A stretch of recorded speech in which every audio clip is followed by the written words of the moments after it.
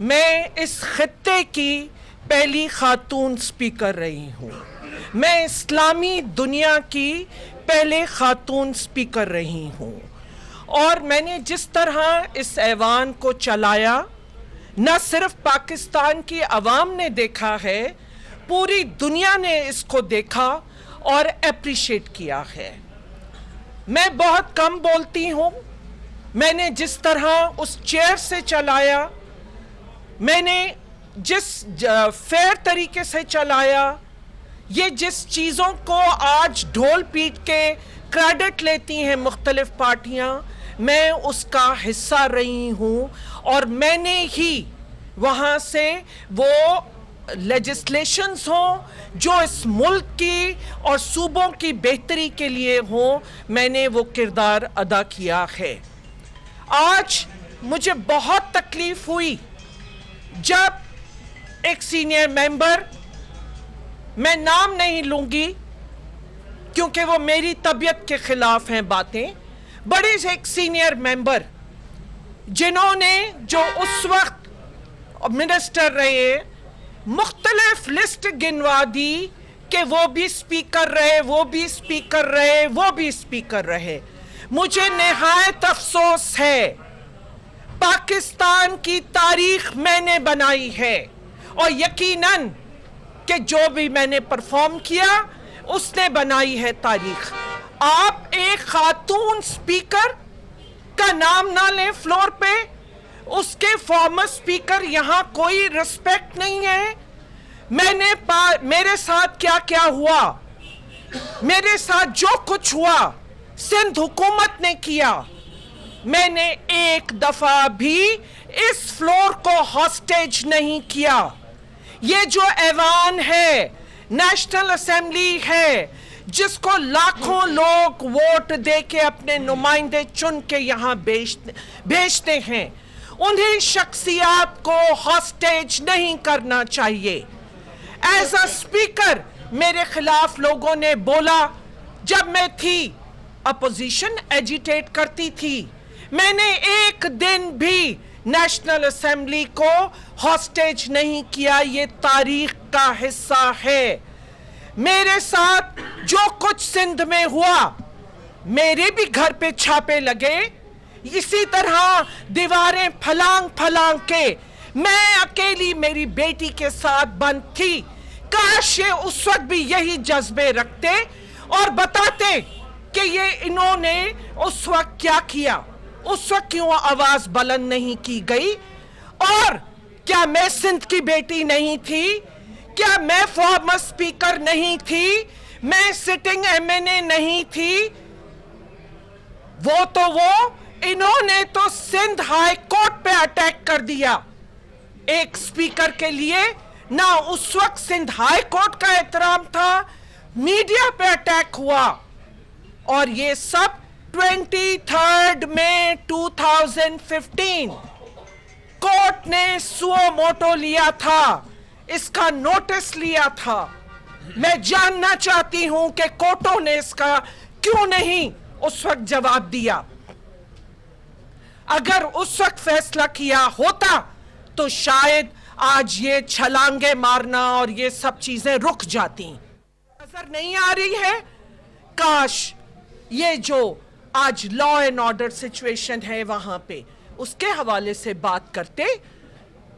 पर मैं strongly condemn करती हूं आज इनके बिहेवियर को कि इन्होंने एक खातून फॉर्मर स्पीकर जब खड़ी होके, अभी तो मैंने बोला ही कुछ नहीं था, शायद मेरी आज जो अब मैंने यहां बोला, हो सकता है कि मैं ये बातें पहले ना करती। पर आप जब एक की बात आती है अपनी जातियात की, हम जानते हैं कि इनके अंदर कौन से खौफ हैं।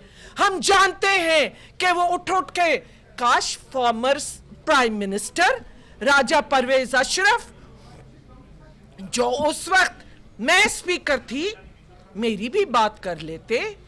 मैं खातून स्पीकर थी, मैं कैंसर में थी, मुझे कैंसर डायग्नोज हुआ था, लेकिन मैं उस वक्त इस ऐवान के लिए, इस पार्टी के लिए और उस वक्त की हुकूमत के लिए, राजा परवेज अशरफ के लिए, यूसुफ रजा गिलानी के लिए मैंने उस कैंसर को भी इग्नोर करते हुए और जिस तरह ऐवान चलाया और स्मूथ ट्रांजिशन कराई एक प्राइम मिनिस्टर से दूसरे प्राइम मिनिस्टर को, फिर बजट पास करवाया कि कहीं कोई पार्लियामेंटी निजाम को कोई धचका ना लग जाए, कहीं इनकी हुकूमत को कोई ऐसा नुकसान ना हो जाए। मैंने एक खामोशी से अपना रोल और किरदार अदा किया है, लेकिन आज आपको तकलीफ है उसका नाम भी लेते हुए, उसका जिक्र भी करते हुए। क्या फर्क पड़ता अगर खुर्शीद शाह साहब जहां लिस्ट गिनवा रहे थे स्पीकर्स की, तो इस मुल्क की वाहिद एक खातून स्पीकर थी, उसका नाम लेने में उन्हें तकलीफ थी? उसकी भी कदर की बात करते, उसकी भी रिस्पेक्ट की बात करते। एक फॉर्मर स्पीकर आप लिस्ट गिनवाते हैं, अपोजिशन दूसरी पार्टीज का गिनवाते हैं, आप उस वक्त की अपनी पहली खातून स्पीकर को भूल जाते हैं। जो किरदार मैंने अदा किया, मुझे किसी से सर्टिफिकेट नहीं चाहिए। अवाम जानती है, ये मुल्क जानता है, इदारे जानते हैं। आज भी जो कुछ मेरे साथ हो रहा है, क्या ये ईवान में उठ के उसका ऐद करेंगे कि इसी तरह ये शोर मचाएंगे? जो कुछ मैं फेस कर रही हूं मैं जानती हूं और मुझे मजबूर न किया जाए कि मैं बोलूं। मैं अपनी जिंदगी की और अपने बच्चों की जिंदगी की हिफाजत के लिए मैं जिस उससे गुजर रही हूं मैं जानती हूं। आपसे एक नाम नहीं लिया जाता। आप एक बात कहते कि जब लिस्ट गिनवा रहे हैं तो farmer speaker doctor Fahmida Mirza, पहली खातून स्पीकर, उसके भी तकद्दुस की बात होनी चाहिए थी। मेरा भी ताल्लुक उसी सूबे से है जिसका कार्ड ये यूज करते हैं। खुदारा, सिंध कोई कार्ड नहीं है। अपने मकासद के लिए उसे एक्सप्लॉइट ना कीजिए। सिंध सूबे को, सिंध की आवाम को उसका हक सबसे ज्यादा आपने काटा है, आपने छीना है और उसको एक कार्ड बना के इस्तेमाल ना किया जाए। मैं आप सबसे, क्योंकि यकीनन बहुत सी मीडिया ये उस वक्त की भी है और वो जानती है कि मैंने क्या रोल अदा किया, मुझे मजबूर ना करें। मेरे साथ भी जो वहां पे हो रहा है वो मैं नहीं बोल रही हूं। अभी मैंने फ्लोर को उसके लिए इस्तेमाल नहीं किया। मैं जब उठी मैंने बदीन के पानी की बात की, सिंध के हकूक की बात की। पानी हो, बेरोजगारी हो, हेपेटाइटिस हो, हेल्थ हो, डेवलपमेंट स्कीम्स हो। आज भी मैं प्राइम मिनिस्टर के पास अगर जाती हूं, कहती हूं तो सिर्फ सिंध और उन पसमंदा इलाकों की बात करती हूं, उस स्टंटेड ग्रोथ की बात करती हूं। कभी आपने कभी इनके मुंह से सुना उनके बारे में? कभी आपने सुना कि इन्होंने जब अपने पे बात आए तो जी सिंध कार्ड हो रहा है, इस्तेमाल हो रहा है? लेकिन आज का जो रवैया है मैं इसे भरपूर तरीके से कंडेम करती हूं कि जब एक फॉर्मर स्पीकर खड़ी हुई, स्पीकर ने माइक दिया तो आपने एक हंगामा डाल दिया। मैं इनसे पूछना चाहती हूं क्या खौफ है? ये खौफ कैसा है? मैं भी तो अकेली औरत हूं, मैं एक सिंगल मेंबर बैठी हूं, आपको क्या खौफ है? ये किससे डर रहे हैं? मैं भी निहत्ते हाथ हूं, ये किससे डर रहे हैं?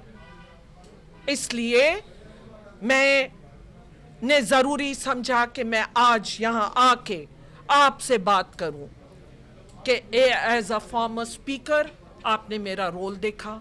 मैं कभी पार्लियामेंट को अपने फायदे और अपने मफाद के लिए जो कुछ मेरे साथ हुआ, मेरे शौहर, मेरे बच्चों, मेरे हल्के वालों के साथ, मैं उनकी बात जरूर करती हूं, पर मैंने अपने पर्सनल मफादात के लिए अपनी पर्सनल, मुझे जिंदगी का खतरा है, मैंने उसके लिए भी पार्लियामेंट को हॉस्टेज नहीं किया।